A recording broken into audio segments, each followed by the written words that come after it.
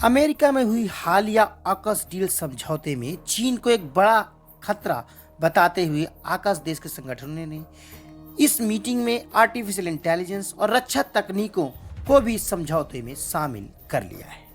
दोस्तों, आपको बता दें, ऑकस यानी ऑस्ट्रेलिया, यूके और यूएस इन 3 देशों का एक समूह है जो कि रक्षा मुद्दों पर, साथ में डिफेंस एंड टेक्नोलॉजी इक्विपमेंट्स पर चर्चा करते रहते हैं।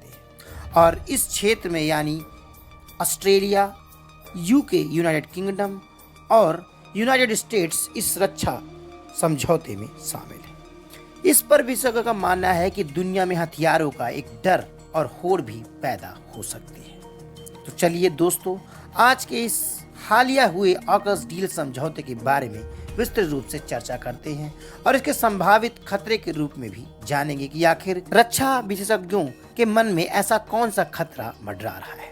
आप देख रहे हैं एनुअल डिफेंस अपडेट्स। कृपया हमारे चैनल को सब्सक्राइब, ज्वाइन और शेयर जरूर करें। चीनी मुखपत्र ग्लोबल टाइम्स के मुताबिक दुनिया पर अपना दबदबा व आधिपत्य स्थापित करने के बहाने ऑकस संगठन के समूह देश चीन को दुनिया का एक खतरा बता रहे हैं।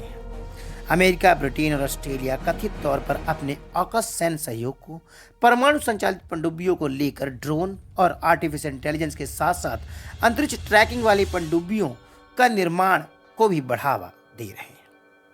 इसी को लेकर चीन और दुनिया भर के रक्षा विशेषज्ञ ऐसा मानते हैं कि समझौते के बाद दुनिया में हथियारों की होड़ मच सकती है। दोस्तों, इन दिनों इजराइल और हमास की जंग जारी है। इसके दूसरे तरफ यूक्रेन और रशिया का युद्ध अभी समाप्त नहीं हुआ है। इस बीच ऑकस डील में इस तरह की बातें होना वैश्विक स्तर पर रक्षा विशेषज्ञों को हथियारों के होड़ की ओर इशारा करते हैं। मीडिया रिपोर्ट्स की माने तो अमेरिका, ब्रिटेन, ऑस्ट्रेलिया के रक्षा प्रमुखों ने शुक्रवार को अमेरिका के सिलिकॉन वैली में अमेरिकी सेना के रक्षा प्रौद्योगिकी केंद्र में मुलाकात की और इस बैठक में आर्टिफिशियल इंटेलिजेंस और स्पेस ट्रैकिंग जैसे नई टेक्नोलॉजीज को शामिल किया गया है। दोस्तों, आपको बता दें कि ऑकस डील मूल रूप से परमाणु संचालित पनडुब्बियों के अलावा नया समझौता सैन्य अभ्यासों की एक श्रृंखला भी स्थापित कर सकता है, जिसमें समुद्र के नीचे और सतह समुद्री ड्रोन का उपयोग भी किया जा सकता है। तीनों देशों ने अपने सोनोबॉय द्वारा एकत्र की गई खुफिया जानकारी को ऑकस डील के तहत ही आपस में साझा करते हैं। ये तीनों ही देश चीन को साउथ चाइना सी के क्षेत्र में एक बड़ा खतरा भी मानते हैं।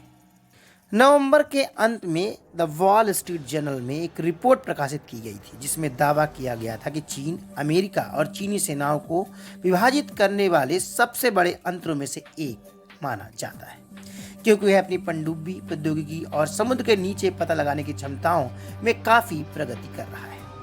इसके बाद तीनों देशों के बीच सहयोग की संभावना है और धीरे धीरे ऑकस डील के तहत ये तीनों देश डिफेंस सेक्टर के साथ साथ आर्टिफिशियल इंटेलिजेंस और स्पेस ट्रैकिंग जैसे नए तरह के टेक्नोलॉजी को इस डील के तहत शामिल करना चाहते हैं।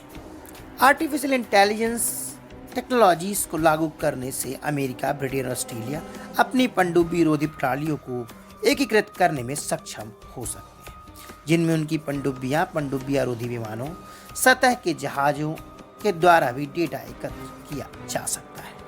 इस रिपोर्ट्स की माने तो डीप स्पेस नेटवर्क के अंदर भी स्पेस ट्रैकिंग डिवाइसेस के तहत साथ में नई तरह की राडार टेक्नोलॉजी को भी यह तीनों देश आपस में सुरक्षा समूह और समझौते के तहत शामिल कर सकते हैं।